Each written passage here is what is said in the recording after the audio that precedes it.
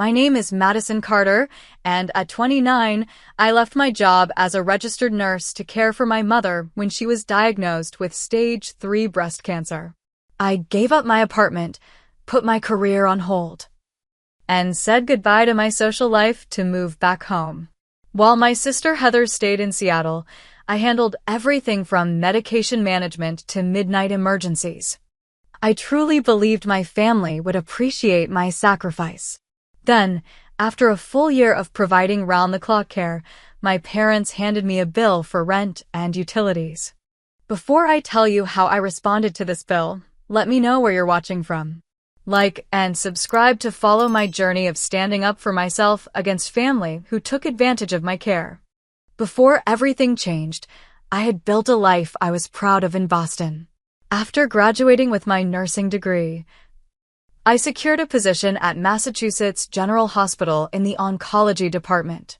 I loved my work, challenging as it was, and had recently been promoted to charge nurse.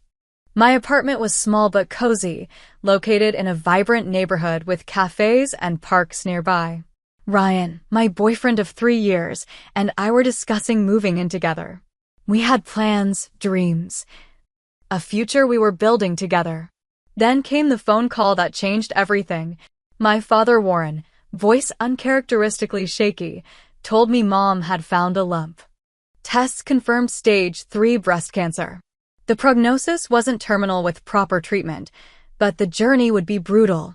Aggressive chemotherapy, radiation, possibly surgery, and countless appointments.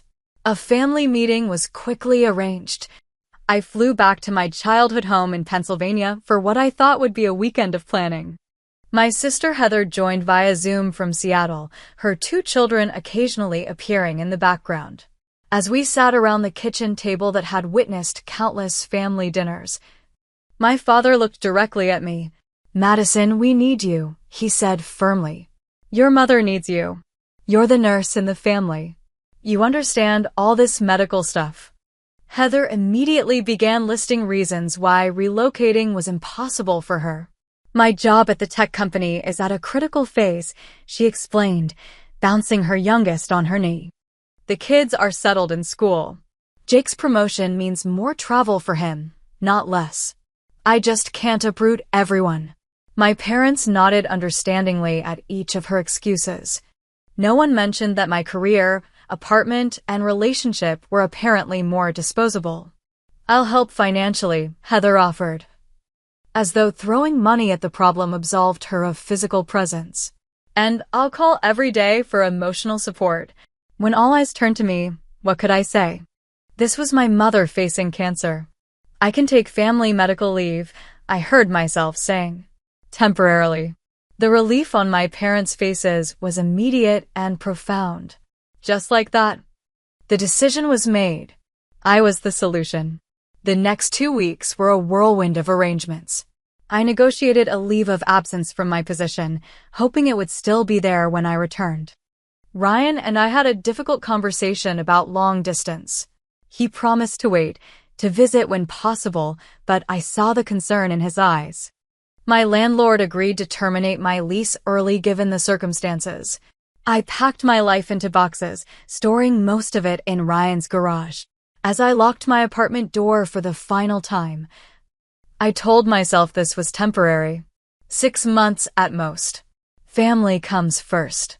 The first few days back in my childhood home had an almost nostalgic quality. Mom was still relatively strong before treatments began. We cooked together, watched her favorite shows, and I organized her medical information into manageable systems. Then chemotherapy started, and reality set in. My mother's body revolted against the very treatment trying to save her. The violent nausea, the fatigue that made even sitting up an ordeal, the confusion from medications. I had seen it professionally with patients, but experiencing it with my own mother was entirely different. My nursing background made me valuable, certainly. I could translate medical jargon, advocate at appointments, and manage medications with professional precision. But soon, I realized my parents expected far more than medical expertise. "The kitchen needs cleaning," My father mentioned casually one evening, "And could you handle the grocery shopping? Your mother always did those things." Before long, I was responsible for cooking all meals, cleaning the entire house, running every errand, managing all medications, providing physical care, and offering round-the-clock emotional support. I became nurse, housekeeper, cook, personal shopper, and therapist rolled into one. My mother, in the beginning, expressed gratitude. "What would we do without you, Maddie?" she'd say, using my childhood nickname. But as weeks passed and treatments intensified, her appreciation gave way to expectation. My presence and services became the new normal. Meanwhile, Heather called sporadically, always with an excuse about why their promised visit had to be postponed. The kids have back-to-back soccer tournaments, or Jake's company retreat got rescheduled. Each time, she'd ask for a quick update, offer platitudes about hanging in there, then inevitably steer the conversation to her own stresses. "Being a working mom is so exhausting," she complained during one call while I was functioning on 3 hours of sleep after a night of monitoring mom's fever. "The school wants more parent volunteers, but when would I find the time?" I bit my tongue, knowing any comparison of our situations would be labeled as bitterness. 1 month stretched into 2, then 3. My leave of absence from work was extended. Ryan's calls became less frequent, our conversations more strained. My savings account dwindled. The promised temporary arrangement was beginning to feel alarmingly permanent. By the 3-month mark, I had developed a caregiving routine that would challenge even seasoned medical professionals. My day began at 4 a.m. with Mom's first round of medications, which had to be administered with specific foods and timing. After helping her with morning hygiene, I prepared breakfast that would minimize her nausea while providing necessary nutrition. Mornings were filled with either doctor appointments, which meant physically supporting my increasingly weak mother to and from the car, navigating hospital parking, and taking comprehensive notes, or at-home care involving physical therapy exercises I had researched and adapted for her condition. Afternoons brought another complex medication schedule, meal preparation, cleaning, laundry specifically done with fragrance-free detergent that wouldn't trigger her nausea, and monitoring her ever-changing symptoms. Evenings meant dinner preparation, more medications, assistance with bathing, and preparing the house for night mode when sleep interruptions would be inevitable. The physical toll on my body became impossible to ignore. I had lost 15 pounds from my already slim frame, not having time to eat proper meals myself. Dark circles became permanent fixtures under my eyes. A dull ache in my lower back from repeatedly helping Mom in and out of bed developed into sharp pain that I masked with over-the-counter painkillers. But the emotional and psychological impact was even more severe. I hadn't had a full night's sleep in months. My world had contracted to the walls of my parents' house, with occasional excursions to medical facilities. Friends stopped texting after repeatedly declined invitations. My only regular human contact outside family was with medical professionals, and even then, I was the daughter rather than Madison. Financial anxiety became my constant companion. My savings, built carefully over years of hospital work, diminished with each passing week. I had health insurance through my job, but the extended leave complicated matters. Every purchase, even essentials, came with calculations and worry. Meanwhile, my father Warren developed a habit of critiquing my caregiving methods, despite having minimal involvement himself. "Your mother prefers her pillows arranged differently," he would comment, without ever offering to arrange them himself. "I think you're giving her too much water with those pills," he'd observe, though he couldn't name which medications she was taking.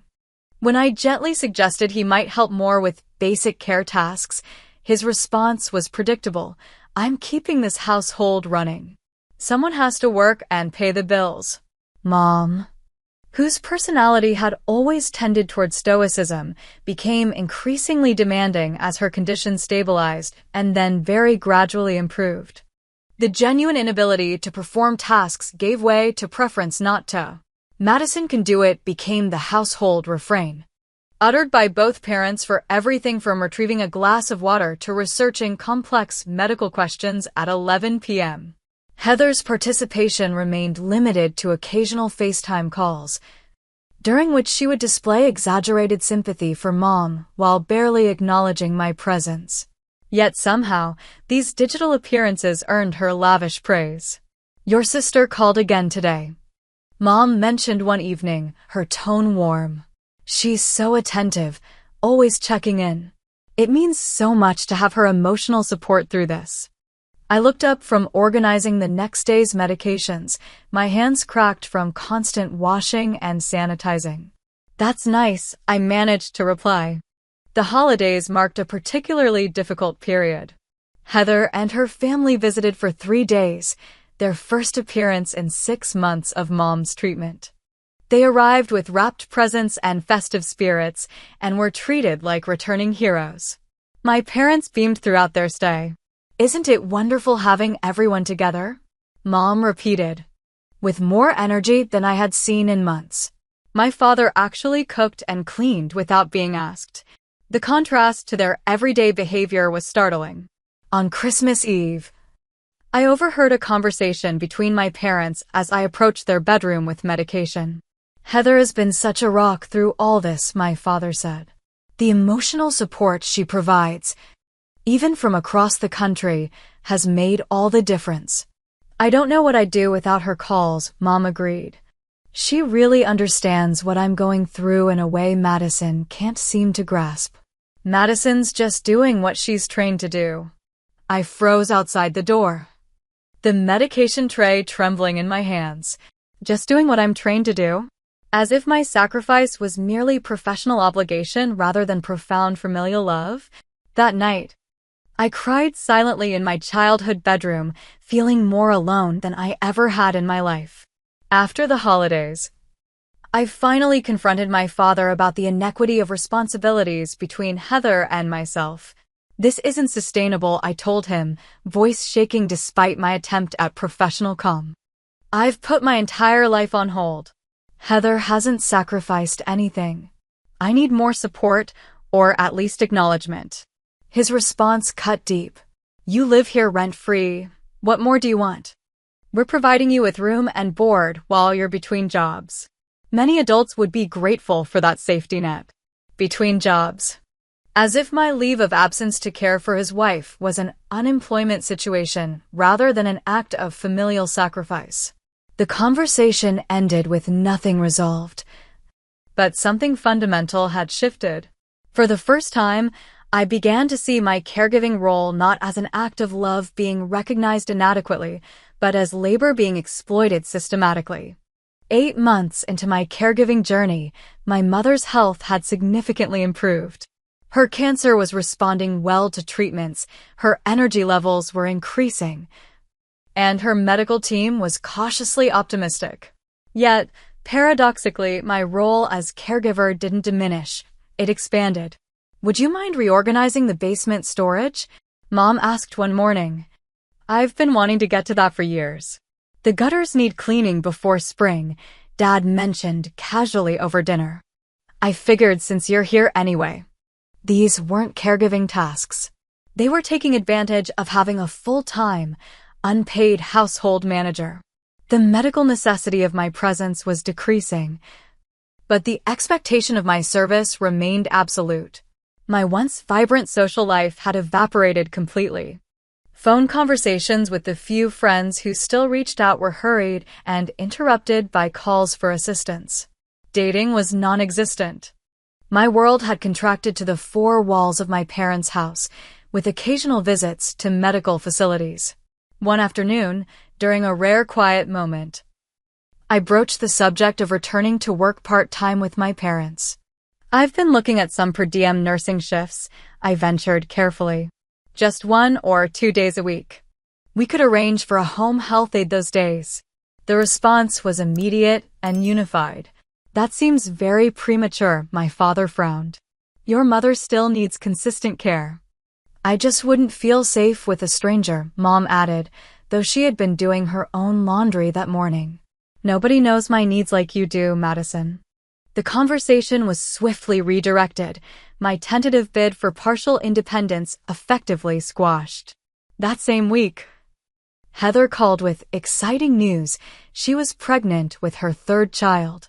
My parents were ecstatic, immediately planning a trip to Seattle once the baby arrived. "We'll need to stay for at least 2 weeks to help out," Mom declared, seemingly forgetting her insistence on constant care just days earlier. "Heather will need support with 3 little ones." No one mentioned who would support me after nearly a year of nonstop caregiving. No one suggested I might accompany them or deserve a break. The cognitive dissonance was staggering. Then came the email from Ryan.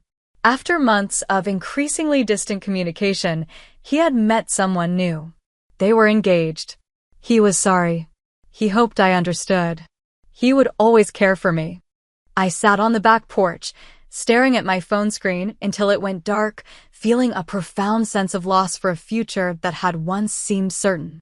That same day, checking my professional email for the first time in weeks, I discovered a rejection letter from a nursing director position I had applied for before my mother's diagnosis. The feedback was kind but clear. My extended absence from the field raised concerns about current clinical knowledge. My career trajectory, once steadily upward, was now uncertain at best. The culmination came later that week. Mom had a minor fall in the bathroom. Nothing serious, but enough to frighten her. Instead of concern, my father responded with blame. "Where were you?" he demanded as I helped Mom to a chair. "You're supposed to be watching her." "I was making dinner," I replied, fatigue making my voice flat. "Like you asked me to 20 minutes ago." "Well, priorities, Madison. Safety first." The dinner could have waited. That night, after both parents were asleep, Heather called. I answered, hoping perhaps for some genuine connection with my only sibling. "God, I'm so exhausted," she began without preamble. "The pregnancy nausea is awful, and Jake is traveling again. You have no idea how hard it is." Something snapped inside me. "Actually, Heather, I think I have some concept of difficulty," I said quietly. "Oh, sure," she replied dismissively. "But you've always been the caretaker type. This comes naturally to you. And at least you don't have kids to worry about on top of everything." After hanging up, I locked myself in the bathroom and sobbed silently, pressing a towel against my mouth to muffle the sound. For the first time, I seriously contemplated packing my car and driving away without explanation. The fantasy was shockingly tempting. Instead, I opened my laptop and began researching. First, the current market rates for private duty nurses in our area. Then, home health aid costs, housekeeping services, personal chef services, medical administration fees, transportation costs for medical appointments. The numbers were illuminating. What I had provided for free out of love was worth a small fortune on the open market. My parents had received professional-level care without professional-level respect or compensation. As I compiled the information, a resolution formed. This situation would change. One way or another. I would reclaim my life, my career, and my dignity. The only question was how to make the transition while ensuring my mother received necessary care.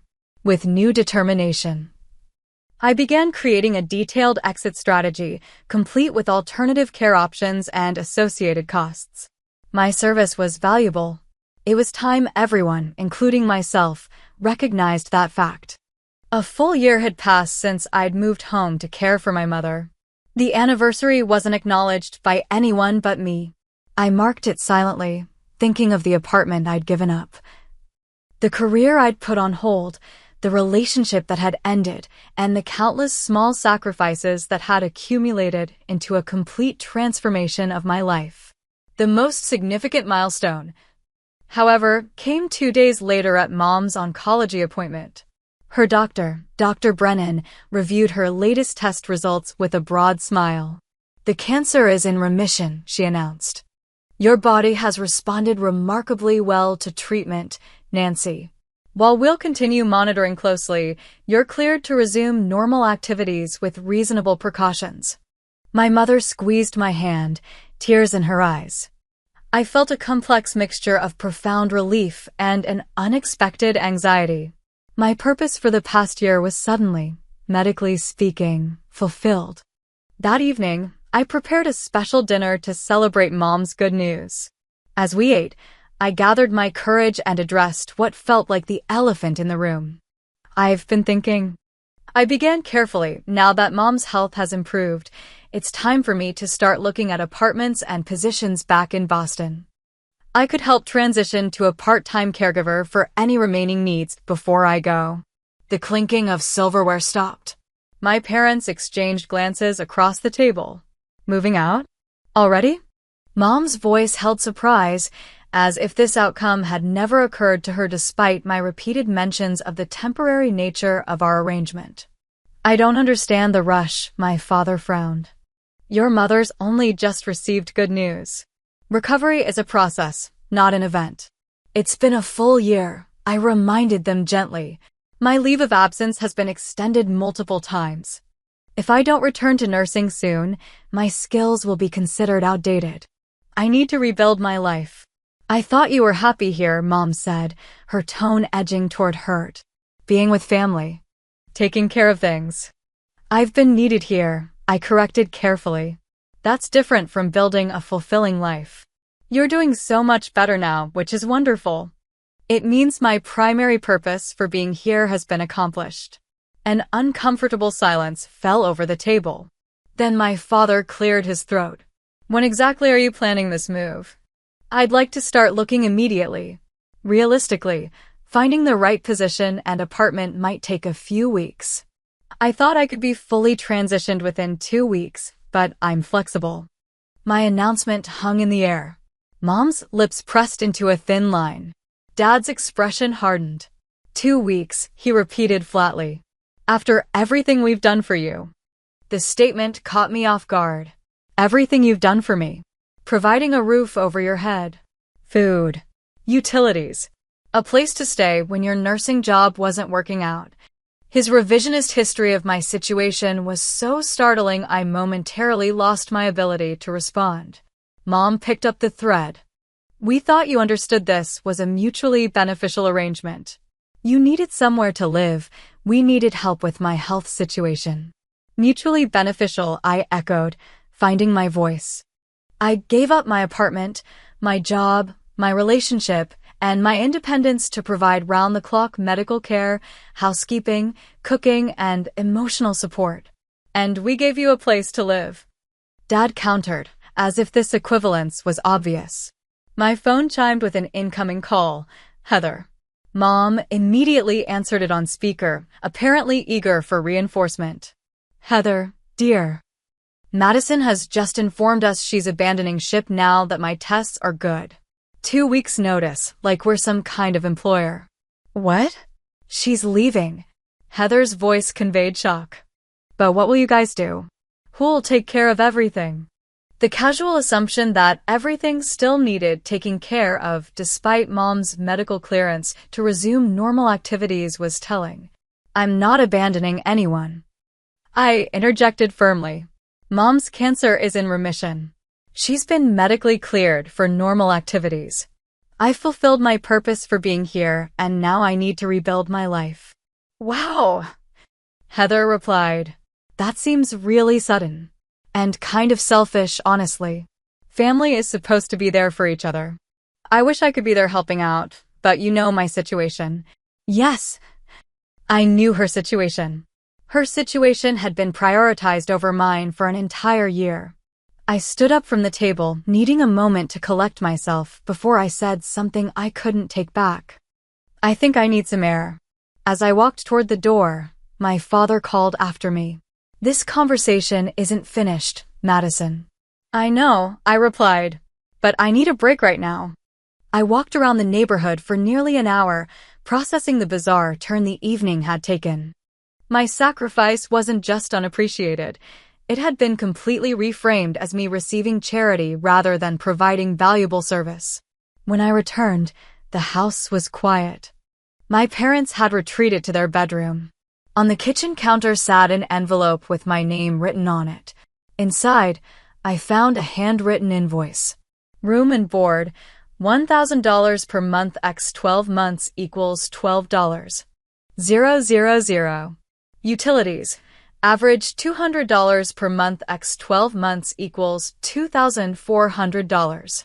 Internet/cable, $100 per month x 12 months equals $1,200. Total due, $15,600. A sticky note was attached. We've been keeping track. Since you're treating this like a job with a 2-week notice, we thought you should know your outstanding financial obligations before departure. Your sister contributed emotionally throughout this difficult time, which we value greatly. I stared at the paper, feeling as though I'd stepped into an alternate reality. Then, with a strange calm that comes from absolute clarity, I went to my room, opened my laptop, and began working on a spreadsheet. All night, I carefully documented every service I had provided for the past year, researching standard rates for each. I itemized, categorized, and calculated with precise professional detachment. By morning, I had created a comprehensive invoice of my own. The kitchen was uncomfortably silent the next morning as I prepared breakfast.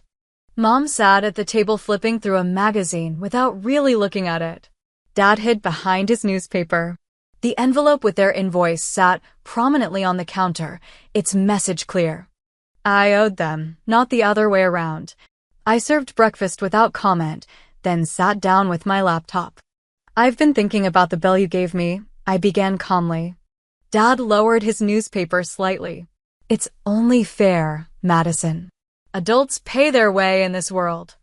I completely agree that services should be fairly compensated, I replied, opening my laptop. Which is why I've prepared this. I placed a professionally printed invoice on the table between them. Unlike their handwritten note, mine was detailed, itemized, and thoroughly researched. What's this supposed to be? My father asked, not touching the paper.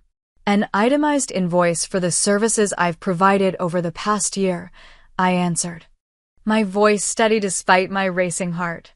I think it's important we have a complete accounting if we're discussing financial obligations. My mother cautiously pulled the document closer. Her eyes widened as she began to read.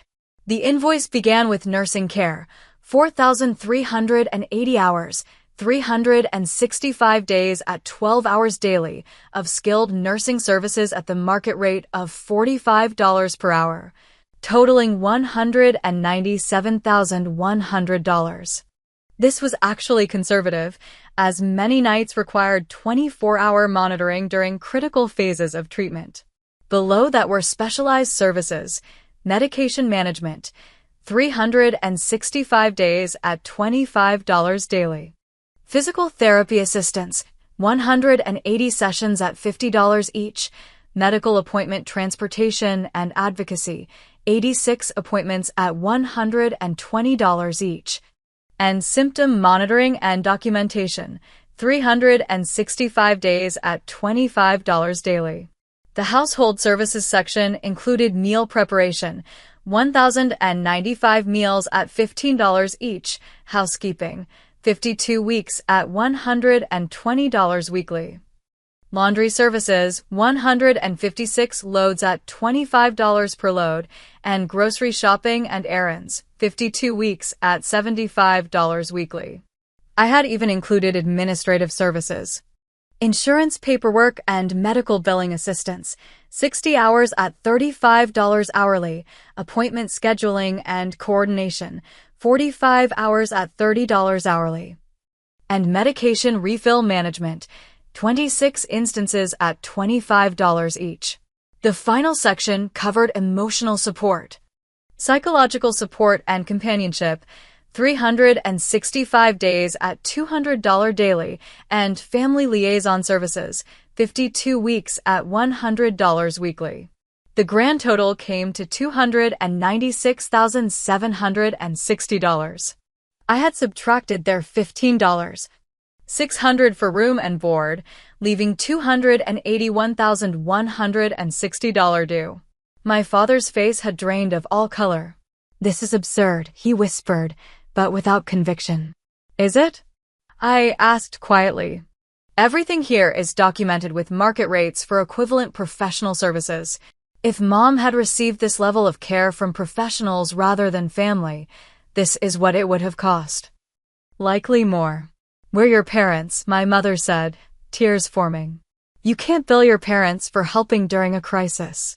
"And I'm your daughter," I replied, my voice finally breaking slightly. "Yet you billed me for living here while providing that help.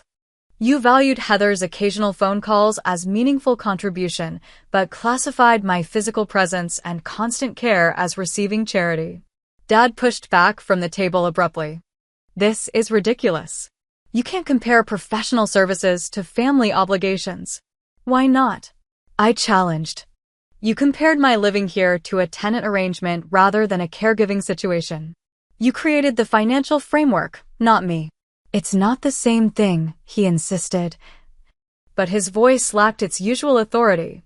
"The difference," I continued, "is that you valued the roof over my head at market rate, while valuing my skilled professional care at zero. I'm simply suggesting we be consistent in how we value things." Mom was openly crying now. "We never thought of it that way. We just assumed, since you weren't working." "I was working," I corrected gently. "Every day, often through the night. The fact that I wasn't receiving a paycheck doesn't mean I wasn't providing valuable skilled labor." I turned to a supporting document I had prepared. For comparison, hiring a live-in nurse, a housekeeper, a cook, and a personal assistant would have cost approximately $330,000 annually. Home health agencies would charge similar amounts for equivalent coverage. I provided all those services out of love, not obligation. My father paced the kitchen, running his hand through his hair repeatedly.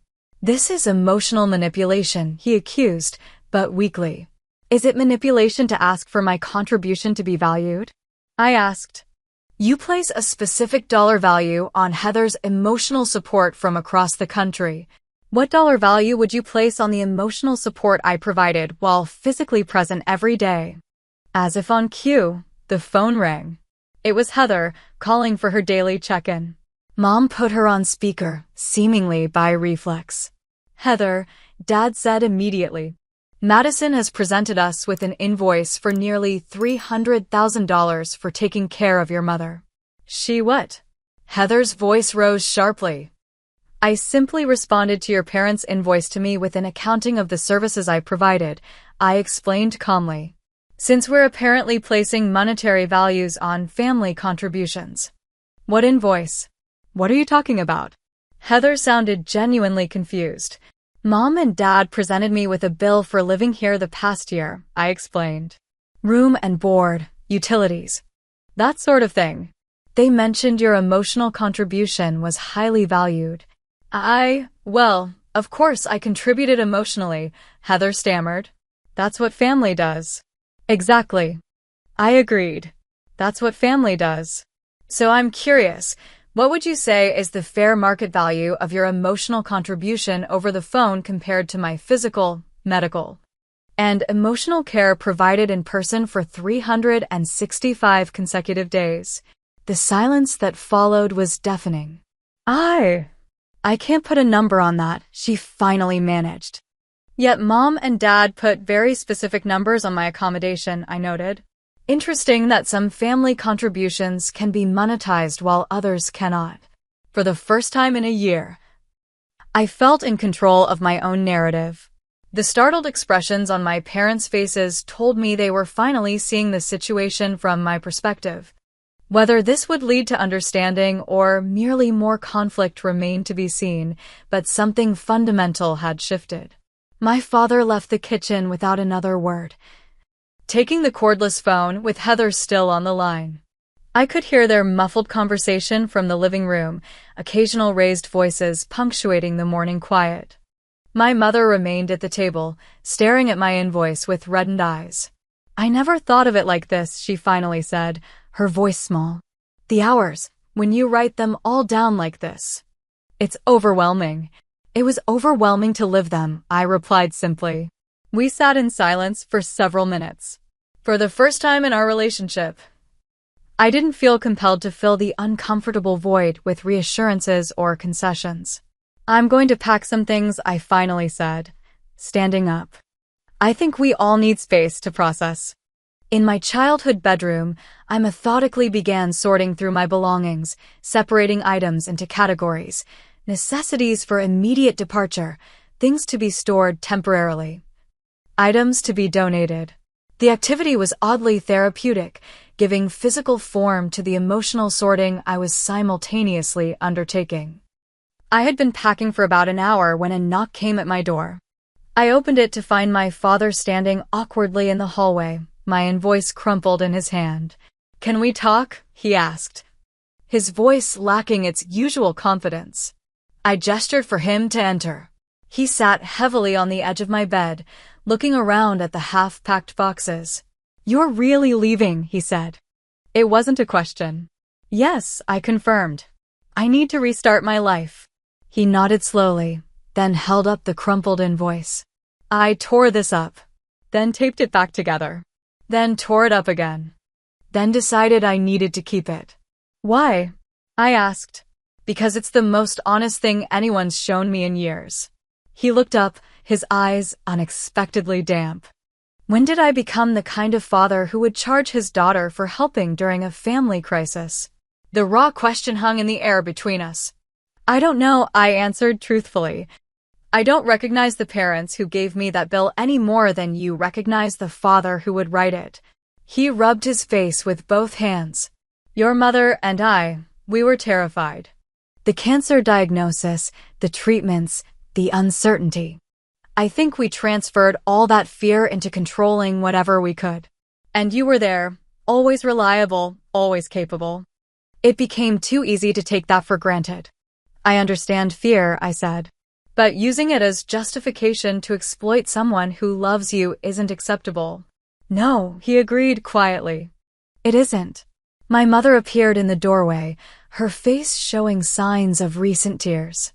She entered without waiting for invitation and sat beside my father. "I called Heather back," she said. "I told her she needs to come visit, in person, to help figure out what happens next." This was unprecedented, my mother actually insisting Heather step up rather than making excuses for her absence. "Madison," she continued, her voice unsteady, "I owe you an apology." "We both do." Seeing everything written down like that, I had no idea how much you were actually doing, how much you gave up. I think I didn't want to know, because then I'd have to face how much I was taking. For the first time in months, I saw my mother, really saw her, not as a patient or a demanding parent, but as a flawed, frightened human being who had nearly lost her life and hadn't processed that trauma. The bill was never about money, I explained. It was about recognition. Seeing my contribution as valuable rather than expected. "We know that now," Dad nodded. "Too late, probably, but we know." We spent the next hour in the most honest conversation we'd had as a family in years. They shared their terror at the diagnosis, how they'd coped by controlling small things when the big thing, cancer, was beyond control. I shared my feelings of abandonment by Heather and resentment at the unequal expectations. The conversation was painful but necessary, laying bare the dysfunctional patterns our family had developed long before cancer entered the picture. 3 days later, Heather arrived without her husband or children, another unprecedented event. She looked uncomfortable as we all gathered in the living room for what felt like a family summit. "I had no idea about the bill they gave you," she began defensively. "That was completely their idea." "This isn't about assigning individual blame," I replied. "It's about acknowledging that our family has unhealthy patterns that hurt all of us in different ways." The conversation that followed was messy and difficult. Heather cried when confronted with her pattern of making promises she never kept. Mom admitted to enabling Heather's absence while demanding my presence. Dad acknowledged his tendency to value financial contribution over emotional and physical support. So where do we go from here? Heather finally asked, looking exhausted from emotions she typically avoided. First, my father said with surprising firmness, we acknowledge the sacrifices Madison made. Not just in words, but concretely. To my astonishment, my parents offered to provide the down payment for a new apartment in Boston. Additionally, they proposed a monthly stipend while I re-established my nursing career, framing it as delayed compensation for services rendered rather than charity. My initial instinct was to refuse. Taking money seemed to validate the transactional framework I had been fighting against. But I recognized that for my parents, this was the language they best understood for expressing remorse and appreciation. I'll accept help with the apartment, I decided. The rest I need to do on my own. We established new boundaries for our relationship moving forward. I would visit monthly, not as a caregiver but as a daughter. Heather committed to more frequent in-person visits and taking responsibility for helping our parents navigate any future medical needs. The most surprising moment came when my father broke down completely, something I had never witnessed in my life. I was so afraid of losing her, he sobbed, clasping my mother's hand. So terrified that she would die and leave me alone. I couldn't process it, couldn't face it, so I just focused on practical things. Bills, schedules, anything but the fear. In that vulnerable admission, I finally understood. His controlling behavior, his focus on finances, his emotional distance, all were maladaptive shields against the terror of losing his life partner. Understanding didn't excuse the behavior, but it helped me contextualize it. These weren't monsters who had exploited me, but flawed humans who had responded to trauma with the limited emotional tools they possessed. By the end of Heather's visit, we had established a new family compact. I would move out with financial help for a fresh start. My parents would seek therapy to process the trauma of the cancer journey. Heather would step up with regular visits and practical support. And we would all commit to more honest communication, however uncomfortable. As I packed the last of my belongings a week later, I felt a complex mixture of emotions: relief, sadness, hope, lingering resentment, and tentative optimism. The year had changed me profoundly, teaching me painful but necessary lessons about self-worth and boundaries. I wasn't leaving with the relationship I had hoped for, but perhaps with something more realistic and ultimately more sustainable, a family dynamic based on mutual respect rather than obligation and expectation. 3 months after moving into my new apartment in Boston, I stood by the window sipping coffee, watching the city come alive in the early morning light. The space was smaller than my previous apartment, but entirely mine, a sanctuary I had created from scratch after a year of displacement. My walls were adorned with carefully chosen artwork, my furniture selected for comfort and practicality. Most importantly, I made every decision about this space myself, from the color scheme to the arrangement of kitchen utensils. After a year of accommodating everyone else's preferences, these small choices felt revolutionary.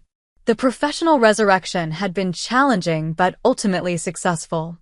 After numerous interviews and several rejections, I secured a position at Beth Israel Deaconess Medical Center, not in oncology as before, but in patient advocacy.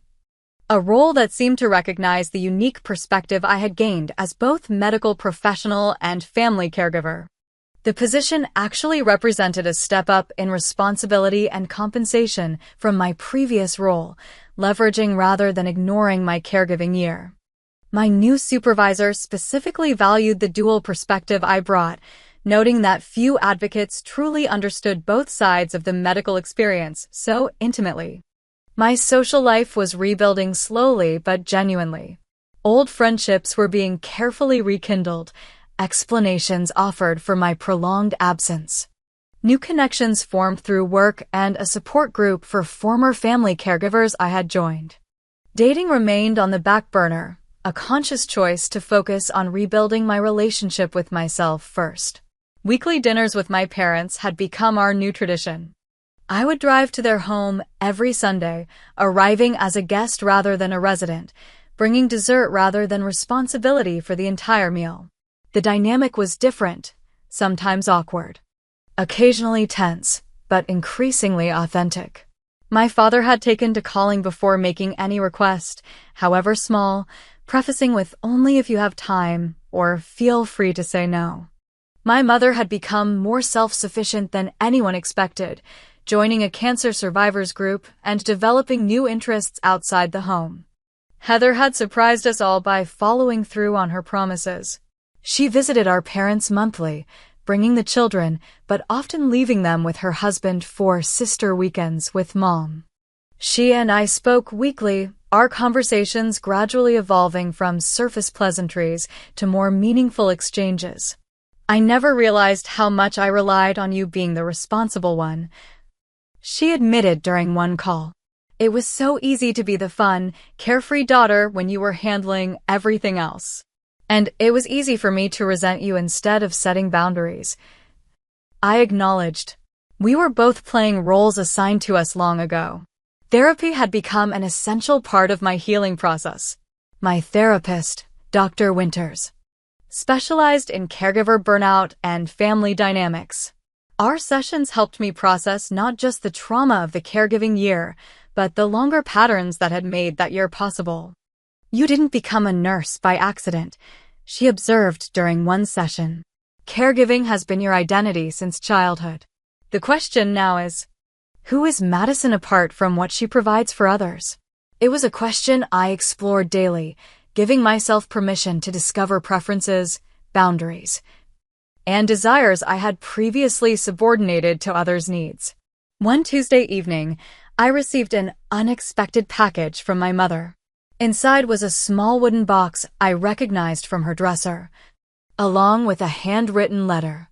"Dear Madison, this necklace belonged to your grandmother, who gave it to me when I graduated nursing school before I switched to teaching. I always planned to give it to you when the time was right, but somehow never found the perfect moment. I realize now that I never fully acknowledged something important.